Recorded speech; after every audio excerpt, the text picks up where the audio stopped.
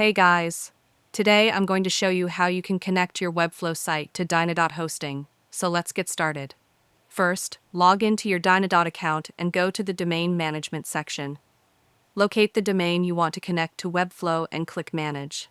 Next, go to the DNS settings or name server settings for that domain. You'll need to add the Webflow hosting records here.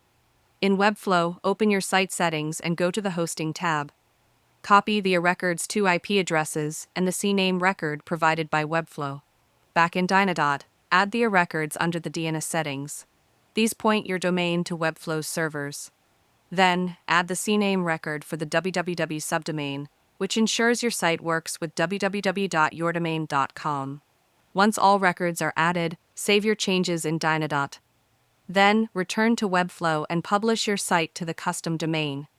It may take a few minutes to a couple of hours for DNS changes to propagate, so don't worry if it's not instant.